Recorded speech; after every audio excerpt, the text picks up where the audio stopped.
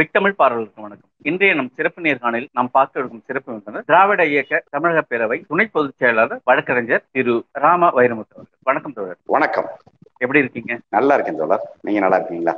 நலம் தோழர். நடந்து முடிந்த 4 கட்ட தேர்தலில் கிட்டத்தட்ட 75% முடிஞ்சது. இதுல மோடியோட எண்ணிக்கை இலக்கு எத்தனையா இருக்கும்? அதாவது இந்த தேர்தல் தொடக்கம் போது அவங்க என்ன சொல்லிக்கிட்டு இருந்தாங்க அப்படின்னா நாங்கள் 400 இடங்களை பெறுவோம் அப்படின்னு அவங்க சொல்லிக்கிட்டு இருந்தாங்க. அப்போ ஏறத்தாழ இன்றைக்கு ஒரு 75% இடங்களுக்கான தேர்தல் நடந்து முடிந்திருக்கிற நிலையில் ஏறத்தாழ ஒரு 300 தொகுதிகளில் அவர்கள் வெற்றி உறுதி செய்யப்பட்டிருக்கணும். அப்பதான் அவங்க கணக்குப்படி அவங்க 400-ஐ தாண்டுவார்கள் என்று நாம் எதிர்பார்க்கும். ஆனால் இப்போது களத்தில் பெற்றிருக்கிற தகவல்கள் என்ன அப்படின்னா, இதுவரை நடந்து முடிந்த 4 கட்டங்களில் பாஜக வெறும் 70 இடங்களை மட்டும்தான் பெறும் அப்படிங்கிறதுதான் கருத்து கணிப்புகள் எல்லாமே சொல்லுது. மற்ற கூட்டணிகளோடு இணைந்தாலும் கூட அவர்கள் 100-ஐ தாண்டுவது கடினம். இப்ப நடந்து முடிந்திருக்கிற இந்த 4 கட்டங்களில் அவர்கள் 100-ஐ கூட தாண்ட மாட்டார்கள் அப்படின்ற மாதிரி தான் நிலைமை இருக்கிறது. அது அவர்களுடைய பேச்சிலும் எதிரொலிக்குது. அதாவது நீங்க ஆரம்பத்தில் இருந்த மாதிரியான ஒரு தைரியத்தோடு தெம்போடு அவர்கள் பேசவில்லை. இப்ப அமித்ஷா ஒரு பக்கம் என்ன பேசுறாருன்னா, இந்தியா கூட்டணி ஆட்சிக்கு விட்டால் பிரதமர் யார் பிரதமர் அவங்களை சொல்ல முடியுமா? வருடத்துக்கு ஒரு பிரதமர் இருப்பாங்க.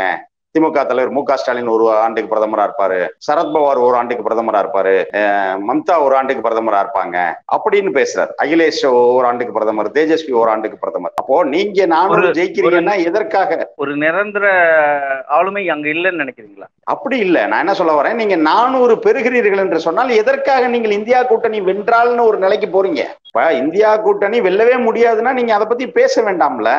அதாவது நீங்க தேர்தல் தொடக்கத்தில் நாங்க 400 பெறுவோம்னு சொன்னவங்க இன்னைக்கு ஒருவேளை இந்தியா கூட்டணி ஜெயிச்சா அப்படிலாம் நடந்துரும்னு பேசுறீங்கனாலே என்ன அர்த்தம்? இந்தியா கூட்டணி வெற்றி பெற்றுவிடும் என்கிற எண்ணம் அவர்கள் மனதிற்குள் விட்டது. அதனாலதான் அவங்க அப்படி பேச ஆரம்பிக்கிறாங்க. அதைத்தான் நம்ம சொல்றோம். அதே போல அரவிந்த் கெஜ்ரிவாலுடைய விடுதலை பார்த்தீங்கன்னா வட இந்தியாவில் ஒரு மிகப்பெரிய ஒரு எதிரொலிக்குது. ஏன்னா ஒரு தேர்தல் நடத்தை விதிமுறை அமலாக இருந்த ஒரு நிலையில அவரை கைது செய்யறாங்க. ஒரு கட்சியினுடைய தலைவர், ஒரு மாநிலத்தினுடைய முதலமைச்சர். ஆனா இன்றைக்கு கோர்ட்டின் மூலமாகவே அவர் இடைக்கால பிணை வாங்கிட்டு அவர் பரப்புரைக்கு வர்றார். அப்போ மக்கள் மத்தியில் இவர்களுடைய பழிவாங்கும் நடவடிக்கைகள் எல்லாமே எதிரொலிக்க தொடங்குது.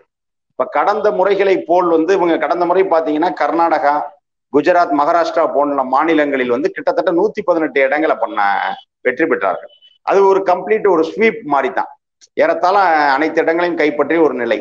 ஆனா இன்னைக்கு கர்நாடகத்தில் அவர்களால் ஒரு 4-5 இடங்களை கூட பெற முடியாது அப்படிங்கிற ஒரு நிலைதான் இருக்கிறது. ஏன்னா அங்கு ஏற்கனவே அவங்களுடைய கோஷ்டி பூசல் வேற. அக்கட்சியினுடைய தலைவர் எடியூரப்பாவினுடைய மகனை எதிர்த்தே பாத்தீங்கன்னா அதே கட்சியை சேர்ந்த ஈஸ்வரப்பா நிற்கிறார் சுயேட்சையா. அது போக இந்த பிரஜ்வால் ரேவண்ணாவுடைய அந்த விஷயம் அது இன்னைக்கு கர்நாடகா முழுக்க எதிரொலித்திருக்கிறது. எப்படி தமிழ்நாட்டில் கடந்த எடப்பாடி ஆட்சி காலத்தில் அந்த பொள்ளாச்சி பாலியல் சம்பவங்கள் ஒரு மிகப்பெரிய ஒரு கரும்புள்ளியா இருந்ததோ, அதே போல இன்றைக்கு கர்நாடகாவில இந்த பிரஜ்வால் ரேவண்ணா விஷயம் மக்கள் மத்தியில் ஒரு மிகப்பெரிய அதிர்வலைகளை ஏற்படுத்தி இருக்கிறது. அப்ப கர்நாடகாவில் அவர்கள் ஒற்றை இலக்கத்தை பெற்றாலே இது ஒரு பெரிய விஷயம். அதே போல மகாராஷ்டிராவில் எல்லாம் பாத்தீங்கன்னா கடந்த முறை சிவசேனா போன்ற ஒரு பலமான கட்சிகள் அவரோட கூட்டணியில் இருந்தது. ஆனா இன்னைக்கு சிவசேனா உடைந்து இருக்கிறது. அதில் தொண்டர் செல்வாக்கு பெறாத ஏக்நாத் சிண்டேவனுடைய தலைமையிலான அணிதான் இவங்களை ஆதரிக்குது. தொண்டர் பலம் பெற்றிருக்கக்கூடிய உத்தவ் தாக்கரே அணி இந்தியா கூட்டணியில இருக்கிறது. அப்போ மகாராஷ்டிரால அவங்க எதிர்பார்த்த வெற்றியை பெற முடியாது. இப்போ குஜராத்தை எடுத்துக்கிட்டீங்க அப்படின்னா, குஜராத் சட்டமன்ற தேர்தலில் இவர்கள் எப்படி வெற்றி பெற்றார்கள் என்று சொன்னால், அந்த தேர்தலில் ஆம் ஆத்மி தனித்து நின்றது அங்க. அப்ப நிறைய இடங்கள்ல பாத்தீங்கன்னா ஆம் ஆத்மியினுடைய பெற்ற வாக்குகள் தான் காங்கிரசுக்கும் பாஜகவுக்குமான வாக்கு வித்தியாசமாக இருந்தது. அப்ப ஒருவேளை அந்த வாக்குகள் இப்ப ஆம் ஆத்மிக்கு பிரிந்து விழாமல் இருந்திருந்தால் காங்கிரஸ் கூடுதல் தொகுதிகளை கைப்பற்றி இருக்கும், அங்கு பாஜக ஆட்சியை கூட இழந்திரும். ஆனால் இப்போது ஆம் ஆத்மியும் காங்கிரசும் அங்கே இணைந்து நிற்கிறது. அப்ப குஜராத்தினுடைய நிலைமை தான். இப்படி எடுத்துக்கொண்டால் இன்றைக்கு வட இந்தியாவில் அவர்களால் பெரிதாக வெற்றி பெறக்கூட முடியாத ஒரு நிலை தான் அங்க ஏற்படுது. அப்ப அதனாலதான் அங்க போய் நீங்க மத உணர்வை தூண்டுகிற அளவோ இல்ல வேறு மாதிரியோ பேச தொடங்குற. இன்றைக்கு தமிழ்நாட்டிலே அத்தனை முறை, அதாவது பாத்தீங்கன்னா தமிழ்நாடு வெள்ளத்தில் சிக்கி இருந்த போது வராத பிரதமர் ஏதோ இங்க உள்ள ஒரு லோக்கல் வார்டு கவுன்சிலர் போல வாரம் 2 முறை வந்தாரு. ஆனால் இப்போது போய் அங்க என்ன பேசுறாரு? தமிழ்நாடு ராவணர்களின் பூமி, அங்க நான் போட்டியிடக்கூடாதுன்றதுனாலதான் நான் ராமநாதபுரத்தில் போட்டியிடவில்லைன்னு போய் வாரணாசியில சொல்றாரு. அப்போ இத்தனை நாள் நீங்க தமிழ்நாட்டில் பேசியதப்ப நாடகமா? அப்போ இதெல்லாம் நீங்க சமூக வலைத்தளங்கள் இல்லாத காலத்துல பெரிதாக நீங்க ஒவ்வொரு ஊர்ல என்ன பேசுறீங்கன்னு மற்ற ஊருக்காரங்களுக்கு தெரியாது. ஆனால் இன்றைக்கு மக்கள் அனைத்தையுமே அறிந்திருக்கிறார்கள். இப்ப எல்லாவற்றுக்கும் மேலாக வட இந்தியர்களை நீங்கள் பல நாட்களுக்கு ஏமாற்ற முடியாது. ஏன்னா இப்போ கடந்த ஒரு 10 ஆண்டுகள்ல பாத்தீங்கன்னா வட இந்தியர்கள் அதிகமாக தங்கள் பணிக்காக தமிழ்நாட்டுக்கு வர்றாங்க. அப்போ அவர்கள் இங்கே நடக்கிற விஷயங்கள் எல்லாம் பாக்குறாங்க. இங்கே இவ்வளவு முன்னேற்றங்கள் ஏற்பட்டு இருக்கிறதா, அப்போ நம்ம தான் எவ்வளவு தூரம் பின்னோக்கி இருக்கிறோம் அப்படிங்கறத அவர்கள் உணர்ந்திருப்பதாலே இந்த முறை வழக்கம் போல மதத்தை சொல்லியோ இல்ல வேறு விதமான உணர்வுகளை தூண்டியோ வெற்றி பெற முடியாதுங்கிற சூழல் தான் பாஜகவுக்கு இருக்கிறது. முக்கியமான ஒரு கேள்வியை முன்ன வச்சுங்க. இதுல நான் அடுத்த கேள்வியா வரேன். மதம் சார்ந்த ஒரு அரசியலை தான் முன்னோக்கி செல்றாங்க பாஜக. இதுக்கு முன்னாடி அவங்க குறிப்பா ஒரு குற்றம் சாட்டுறது என்ன, ஒரு இந்திய கூட்டணியில ஒரு ஒரு ஆளுமை இல்லை, அந்த பிரைம் மினிஸ்டர் கேண்டிடேட் யாருன்னு அவங்களால தீர்மானிக்க முடியாது. அவங்களோட குற்றச்சாட்டு என்னன்னா ஒவ்வொரு வருஷம் ஒவ்வொரு ஆளுமை இருப்பாங்களா அப்படின்னு ஒரு கேள்வி முன்வைக்கிறேன். அதாவது ஒரே கேள்விதாங்க. இந்தியாவுடைய தேர்தல் அமைப்பு சட்டமன்றத்திற்கும் நாடாளுமன்றத்திற்கும் தான் நாம் தேர்தல் நடத்துகிறோம். அங்க இன்னார் தான் முதல்வர் அப்படின்னு முதல்வர் வேட்பாளரை முன்னிறுத்தியோ இல்ல பிரதமர் வேட்பாளரை முன்னிறுத்தியோ நாம் தேர்தலை சந்திக்க வேண்டிய அவசியம் இல்லை. அதுதான் இந்திய அரசியலமைப்பு சட்டம் சொல்லுகிறது. இப்ப நீங்க இங்க அமெரிக்கா போன்ற ஒரு அதிபர் தேர்தல் நடக்குதுன்னு வச்சுக்கோங்களேன், நீங்க ஒற்றை மனிதரை முன்னிறுத்தி நீங்கள் அரசியல் அவங்க தான் கேண்டிடேட் நீங்க சொல்லலாம். ஆனால் இங்கு அதற்கான அவசியம் கிடையாது. நம்ம அரசியலமைப்பு சட்டம் என்ன சொல்லுதுன்னா, பெரும்பான்மை இடங்களை நாடாளுமன்றத்தில் கைப்பற்றுகிற கட்சி, அந்த கட்சியினுடைய சட்டமன்ற உறுப்பினர்கள் ஒன்று கூடி யாரை தேர்ந்தெடுக்கிறாரோ அவர் தான் பிரதமர். அவருக்கு குடியரசுத் தலைவர் பதவி பிரமாணம் செஞ்சு வைப்பார். அதே போல பெரும்பான்மை சட்டமன்ற உறுப்பினர்களை வெற்றி பெறுகிற கட்சி அந்த சட்டமன்ற உறுப்பினர்கள் கூடி யாரை தங்கள் தலைவராக தேர்ந்தெடுத்தார்களோ அவருக்கு ஆளுநர் முதல்வராக பதவி பிரமாணம் செய்து வைப்பார். இதைத்தான் இந்திய அரசியலமைப்பு சட்டம் சொல்லுகிறதே தவிர முதல்வரையோ பிரதமரையோ முன்னிறுத்தித்தான் தேர்தலை சந்திக்க வேண்டும் என்பது நமக்கு அரசியலமைப்பு சட்டப்படி அவசியமானதல்ல. ஆனால் அதே நேரத்தில் யார் தேவை? இப்ப உங்கள்கிட்ட சொல்லுவதற்கு ஆளுமை இல்லைன்னா அது யாரு காரணம்? இப்ப இங்க ஆளுமைகள் அதிகமாக இருக்கிறார்கள், அது தவறு இல்லையே. இன்னொன்று இந்தியா என்பது ஒரு வேற்றுமையில் ஒற்றுமை காண்கிற ஒரு நாடு. ஆனா நீங்க ஒற்றையை முன்னிறுத்தி நிற்கிறீர்கள். அப்போ நீங்க ஒரு ஆளை வேணா நீங்க முன்னிறுத்தலாம். ஆனால் இங்கு இந்தியா கூட்டணி அப்படிங்கிறதே பல வர்ணங்கள் பல எண்ணங்கள் கொண்டவர்கள் தான். அப்போ இவர்கள் அனைவருமே நம்ம வேற்றுமையில் ஒற்றுமைங்கிற இந்தியாவினுடைய பண்பாட்டை காப்பாற்றுவதற்காக களத்தில் நிற்கிறார்கள். அதனால் பல மக்களின் கருத்துக்களை எதிரொலிப்பவர்களாக இருக்கிறார்கள். இங்கே பல ஆளுமைகள் இருப்பார்கள். தேர்தல் வெற்றிக்கு பிறகு அவர்கள் ஒன்று கூடி யாரை வேண்டுமானாலும் பிரதமராக தேர்ந்தெடுத்துக் கொள்ளப் போகிறார்கள். உங்களுக்கு அதை பற்றிய கவலை தேவையில்லைல்ல. இப்ப இது பாஜக சொல்லுவதற்கு காரணமா என்ன அப்படின்னா, தங்களுக்கான வாய்ப்பு இனிமேல் இல்ல, இவங்கள ஒருத்தர் தான் வரப்போறாங்கிறத புலம்பலாகத்தான் இதை நாம் பார்க்க வேண்டுமே தவிர இதை பற்றி நாம் சிந்திக்க வேண்டியதற்கு ஒன்றுமில்லை. குறிப்பா அதாவது மோடி அலை, இப்போ நீங்க சொல்ற மாதிரி இந்திய கூட்டணி கருத்து கணிப்பு பார்த்தா 70 சீட்டு தான் அப்படின்னு சொல்றீங்க. ஆனா கிட்டத்தட்ட அவங்க 400 சீட்டு சாலிடா அடிப்போம் அப்படின்னு உறுதியா இருக்காங்க. எதை வைத்து அது அப்படி பயணிக்கிறது? அதாவதுங்க, பொதுவாக இந்திய வாக்காளர்களுடைய மனநிலை என்ன அப்படின்னா, நீங்க ஒரு இயக்கம் சார்ந்தவர்களாக இருக்கிறார்கள், ஒரு கொள்கை சார்ந்தவர்களாக இருக்கிறார்கள்னா அதை நோக்கி வாக்களிப்பார்கள். இப்ப நான் ஒரு குறிப்பிட்ட அரசியல் இயக்கத்துல இருக்கேன்னா அந்த இயக்கத்துக்கு நான் வாக்களிப்பேன்.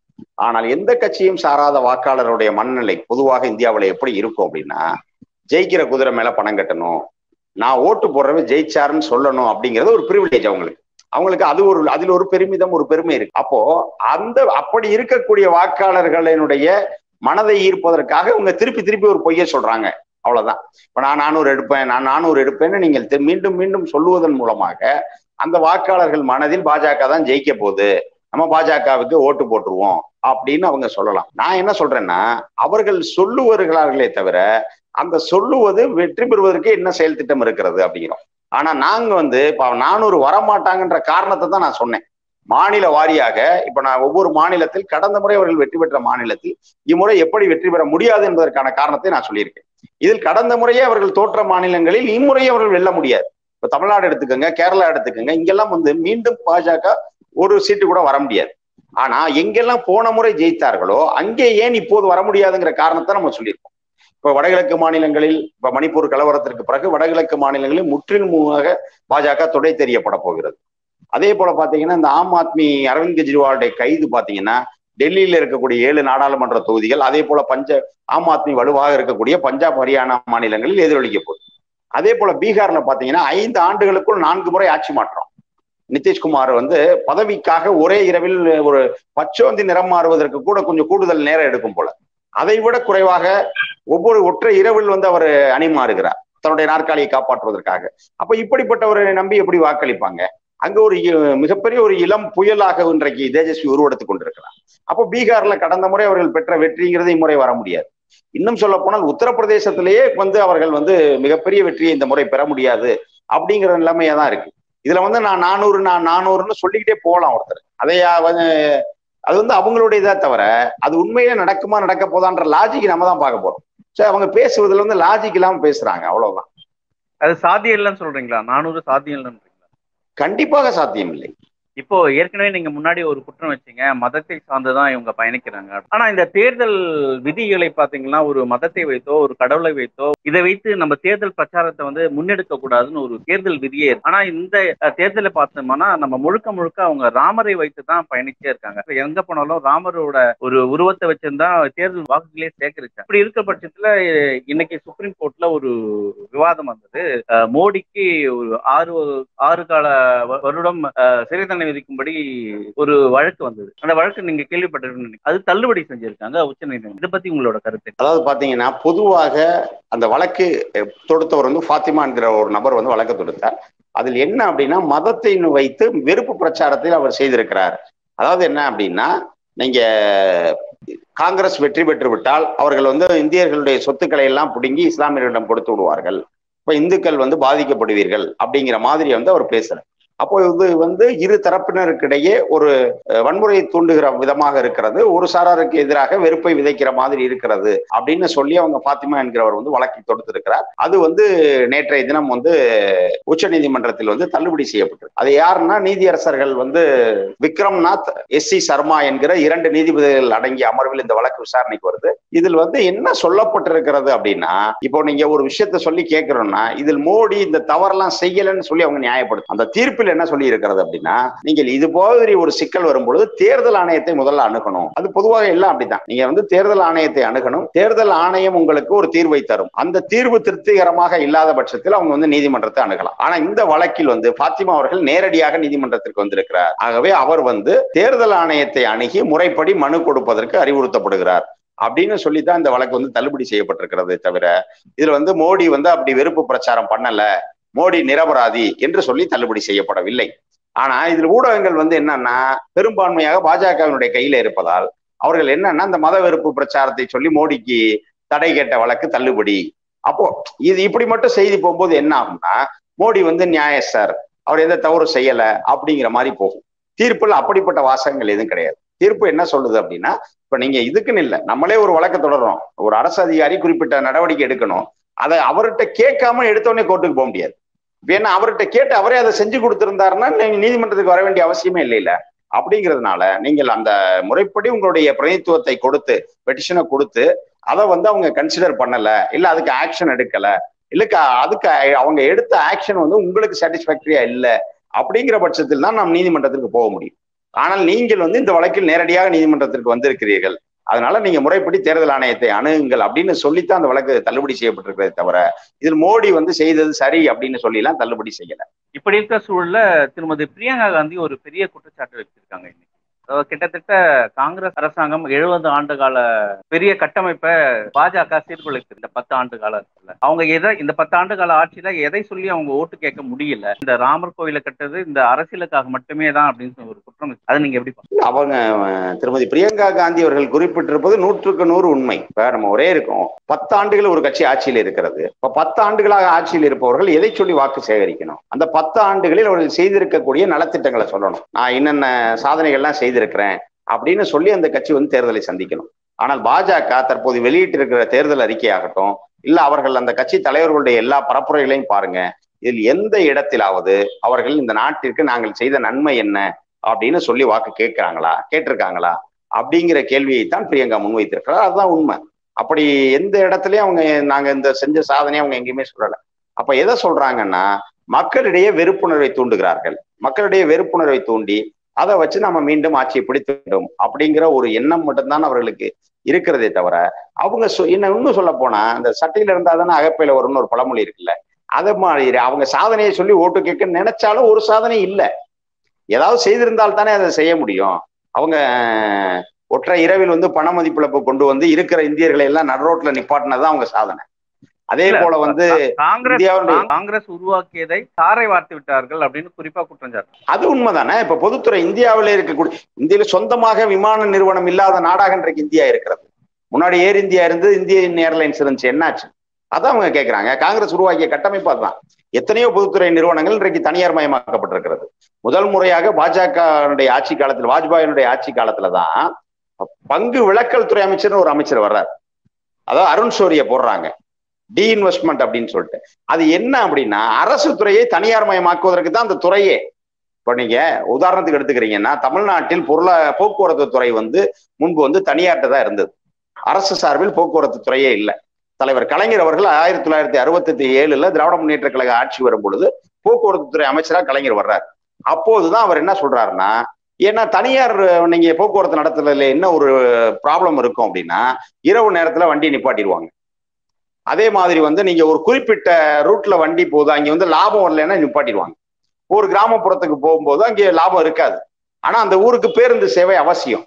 அப்ப இதை யார் பண்ண முடியும்? அரசின் கையிலே போக்குவரத்து துறை இருந்தால்தான் அது வந்து பண்ண முடியும். ஆக இதையெல்லாம் சிந்தித்து என்ன பண்றாருன்னா, போக்குவரத்தை நாட்டுடைமையாக்கி அரசு பேருந்து கழகத்தை உருவாக்குறாரு. இப்படித்தான் ஒரு ஆட்சி இருக்க வேண்டுமே தவிர, நீங்க உங்கள்கிட்ட இருக்க விமானத்துறையில விமான நிறுவனத்தை என்ன பண்றீங்க? அதை ஃபுல்லா தனியாருக்கு விற்கிறீங்க. இருக்க விமான நிலையத்தை யாருக்கு கொடுக்குறீங்க? தனியாருக்கு கொடுக்குறீங்க. துறைமுகங்களை யாருக்கு கொடுக்குறீங்க? உங்க கூட இருக்க அதானி கொடுக்குறீங்க. ஆக அப்ப காங்கிரஸ் 70 ஆண்டு ஆட்சியிலே உருவாக்கிய அனைத்து கட்டமைப்புகளையும் இன்றைக்கு விற்று கொண்டிருக்கிறீர்கள், தனியாருக்கு கொடுத்து கொண்டிருக்கிறீர்கள். அதை தான் அவங்க வந்து கேள்வி எழுப்புறாங்க. அது எதை நோக்கி போகுது? இப்போ ஒன்றும் இல்லை, துறைமுகம் வந்து அரசின் கையிலே இருந்தால் அந்த துறைமுகத்துக்கு வருகிற சரக்கு அனைத்துமே வந்து ப்ராப்பரா செக் பண்ணுவீங்க. ஆனால் அந்த துறைமுகம் வந்து தனியாரிடம் இருந்தா என்ன நடக்கும்? அங்கே வந்து என்ன இறக்குமதி ஆனாலும் தனியார் கவனிக்க மாட்டான், அவனுக்கு பணம் வந்தா போதும். அப்படி அதானி கையில இருக்கிற முந்த்ரா துறைமுகம், குஜராத்ல இருக்கக்கூடிய முந்த்ரா துறைமுகம் மூலமாகத்தான் இந்தியா முழுக்க இன்னைக்கு போதைப் பொருள் இறக்குமதி ஆகிறது. இந்தியாவிற்கான போதை மருந்துகளுடைய ஒட்டுமொத்த மார்க்கெட்டே இந்த முந்த்ரா போர்ட்டு தான். அதை யார் கையில இருக்கு? அதானி கையில இருக்கு. ஆக இப்படித்தான் காங்கிரஸ் உருவாக்கிய கட்டமைப்புகளை எல்லாம் அவர் வீணடித்திருக்கிறார் அப்படிங்கிறத பிரியங்கா எடுத்து சொல்றாங்க. இப்ப இன்னைக்கு ஒரு செய்தி பரவலா ஊடகத்துக்கு மத்தியில பரவின ஒரு வதந்தியான செய்தியா இல்ல உண்மை செய்தியா தெரியல. திரு அத்வானி அவர்கள் ராகுலை புகழ்ந்து பேசியிருக்காரு. அதாவது இந்தியாவின் ஹீரோ ராகுல் அப்படின்னு சொன்னதா ஒரு செய்தி வெளியும். இதை எப்படி அத்வானி சொல்லியிருப்பாரா, இல்ல மோடிக்கும் அத்வானிக்கும் உள்ள ஒரு பிளவினைக்காக இந்த ஒரு வதந்தி வந்திருப்பான் எப்படி நினைக்கிறீங்க? இல்ல, அதாவது பாத்தீங்கன்னா மோடிக்கும் அத்வானிக்குமான உறவு அப்படிங்கிறது எல்லோரும் புரிந்து கொள்ளுகிற வகையில் சொல்லணும் அப்படின்னா, நீங்க வந்து மோடி வந்து யாருன்னா, அந்த அமைதி படைன்னு ஒரு திரைப்படம் வந்தது, அதுல இருக்கக்கூடிய அமாவாசை கேரக்டர் தான் மோடி. அதுல இருக்கிற மணிவண்ணன் கேரக்டர், அதாவது அமாவாசை சத்யராஜ் மோடினா அதுல இருக்கக்கூடிய மணிவண்ணன் கேரக்டர் தான் அத்வானி.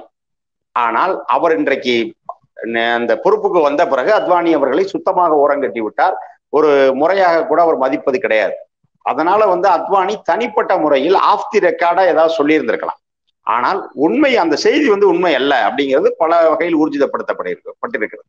ஃபேக்ட் செக் வெப்சைட்ஸ் எல்லாத்துலயுமே அந்த செய்தி வந்து தவறுதான், அப்படி வந்து முறையான செய்தி, அதிகாரப்பூர்வ செய்தி எதுவும் வெளியாகல அப்படிங்கறத சொல்லி இருக்கிறோம். ஆவாத் பூமி என்ற ஒரு பத்திரிகை அந்த செய்தியை வெளியிட்டு நீக்கிட்டதா கூறுது. கண்டிப்பா கண்டிப்பா. ஆனால் அதே நேரத்தில் இப்படி நீங்க பேசிக்கொண்டிருக்கிற வதந்தி இருக்கு இல்லையா, அது வந்து அத்வானியினுடைய மைண்ட் வாய்ஸ் தான் உண்மையில, அதுல எந்த மாற்றமும் இல்லை. சொல்லுவோம்ல, மைண்ட் வாய்ஸ்ன்னு நினைச்சு சத்தமா சொல்லிட்டோன்னு, அந்த மாதிரி வந்து மைண்ட் வாய்ஸ்ன்னு நினைச்சு அத்வானி வந்து சத்தமாக எதுவும் சொல்லியிருக்கலாம். அது வந்து சிலர் எடுத்துக்கொண்ட பிறகு, ஆனால் தான் சார்ந்திருக்கிற கட்சிக்கு அது எதிரானதுன்னு கூட அதுக்கப்புறம் வந்து அவர் தன் நிலையிலிருந்து அவர் மாறி இருக்கலாமே தவிர, ஆனால் வந்து அந்த செய்தி வந்து அதிகாரப்பூர்வமாக வெளியாகவில்லை, அது வதந்தி தான்.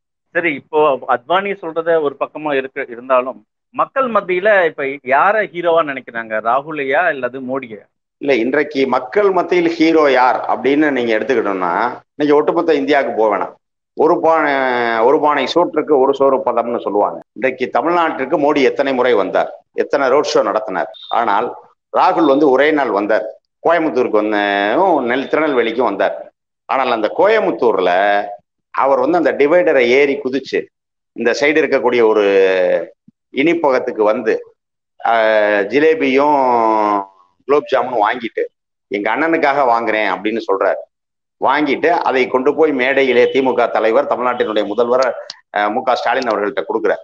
கொடுத்துட்டு அந்த மேடையிலேயே அவர் பேசுறாரு, என்னுடைய வாழ்க்கையில் நான் எந்த தலைவர்களையும் அண்ணன்னு நான் சொன்னதில்லை, I call mister M K Stalin as a single person as my elder brother அப்படின்னு சொல்றாரு. ஆக இது வந்து மு க ஸ்டாலின் மீது அவர் வைத்திருக்கிற மதிப்பல்ல, இந்த தமிழ்நாட்டின் மீது அவர் வைத்திருக்கிற மதிப்பு. ஏற்கனவே ஒரு முறை வந்து நேரடியாகவே நாடாளுமன்றத்துல சொல்றாரு பாஜகவினரை பார்த்து, you can never ever rule the people of Tamil Nadu அப்படின்னு சொல்றாரு. உங்களால் இன்றல்ல நாளை அல்ல, உங்களால் என்றைக்குமே தமிழ்நாட்டு மக்களை வெற்றி கொள்ள முடியாது அப்படின்னு சொல்றாரு. ஆக இது எல்லாமே தமிழ்நாட்டு மக்களுடைய எண்ண ஓட்டத்தை புரிந்து கொள்ளுகிற ஒருவன் தான். எப்போதுமே பாத்தீங்க அப்படின்னா நம்முடைய வழிகளை, ஒரு மக்களுடைய வழிகளை, அவனுடைய நிலையை புரிந்து கொள்ளாத ஒருவன் வந்து அந்த மக்களுக்கு தலைவனா இருக்க முடியாது. அப்படி இந்த மக்களினுடைய வழியை புரிந்து கொண்டவராக ராகுல் இருக்கிறார். ஆகவே கண்டிப்பாக இந்த மக்கள் மத்தியில் ராகுல் தான் நாயகனாக இருக்கிறார். நல்ல ஒரு விவாதம். கிட்டத்தட்ட பாஜக உண்மை நிலை இந்த தேர்தலில் தெரியும். 400 இலக்கை அவங்க நெருங்குறாங்களா அல்லது காங்கிரஸுடன் தோல்வி விட்டுறாங்களான்னு. உங்கள் நேரத்துக்கு மிக்க நன்றி. வாய்ப்புக்கு நன்றி, வணக்கம்.